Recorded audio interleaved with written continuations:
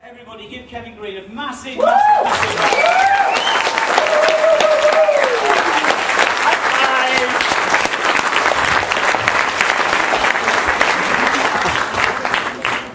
Okay, that was a bit of a build-up, wasn't it, from the big Mark Dalton. I'd just like to say I've never, ever spoken at a property network group before. These lads have been badgering me. I always say no to property network groups. I don't really know why. I think it's probably because I like the time with my children too much. I do speak all around the world, and I am the world's best speaker at no money down deals. If you don't realise that by now, you definitely will by the end of this session. There's no get-rich-quick scheme. If you're prepared to put the effort in and the guts towards it, you will be very successful. My advice probably to you is choose something that you absolutely love doing, whether it's property or anything else. I love property because I can stroke it, I can control it. My first house I ever bought, I drove by it every day to make sure it was still there. I mean, how stupid was I? So I've got property now, over 400 units, mostly in UK, because UK is safe. I don't take risks. I'm certainly not a risk taker. And I will pick up on one or two of those questions that were asked to the panel. I am my own bank. I hate the banks. Okay, I've seen what the banks do to people in another business I've got, which is called Repossession Rescue. And I've had to deal with consumers who are distraught because they're having their house repossessed, when actually they can't afford to pay the interest payments. Now, if you want to take a couple of notes, I assume you've all got paper, I hope. If you haven't, stick your hand up, and the team will hopefully put some paper in your hand. Because we're going to look at a few fundamentals to success in property markets.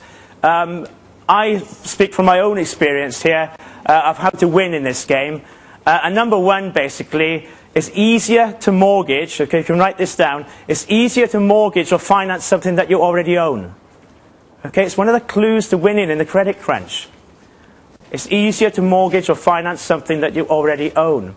If you write this next word down, ROTI, R-O-T-I. For me, the key is ROTI. ROTI stands for Return on Time Invested.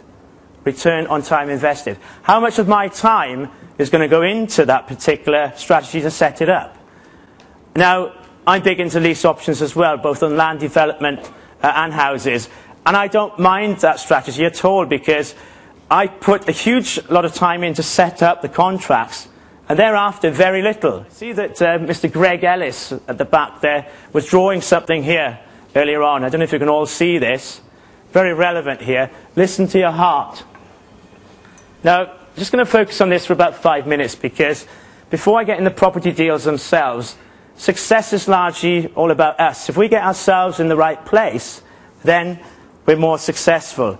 And I can give two identical business models to two different individuals, and they'll have totally different outcomes. Why is that? Okay, what is it about that successful person that's having all the results? Well, largely I've identified it as this. Listen to your heart before your head. Because your head gives you ideas, doesn't it? You think you want to do things. And you get excited about everything. You want to do it all. Now, thoughts sometimes are like a sticking plaster. They don't last. But if the actual feeling comes from the heart in what you want to do, whatever that might be in life, that lasts long term. So one of the keys to my success I can share with you, and I rarely share this, is that I listen to this and send the message to there. Because when it comes from in here, that is going to stick, and that's true intent. So if you have got dreams, write your dreams down and knock the wings off. That's your goals. I know Mark mentioned credit cards. Let's pick up on that one. I've got two main credit lines for buying land and property assets, and one of those is combined limit on VIP credit cards. These are credit cards that are the top end of the industry. The interesting thing about them is they usually don't charge a money transfer fee. So we can use those VIP credit cards. If you just make a note of this, probably most of you aren't aware of these. One or two of my students who've been trained with me will be. But these particular cards, we can get hold of them out of the marketplace, and then we can take debt on the card and transfer that money into a bank account. Once that money is into the bank account, it's cleared funds, isn't it? Can we now use that to go and buy property? Yes, okay. And money laundering regulation tells us that it needs to know where the deposit money comes from, if you're buying a deal, for instance. So if you go to get a mortgage and you go in to convey that through a solicitor. The solicitor wants to know where the deposit money is coming from. Where's it coming from? The bank. You only go one stage back. It's actually come off the credit card and it's debt.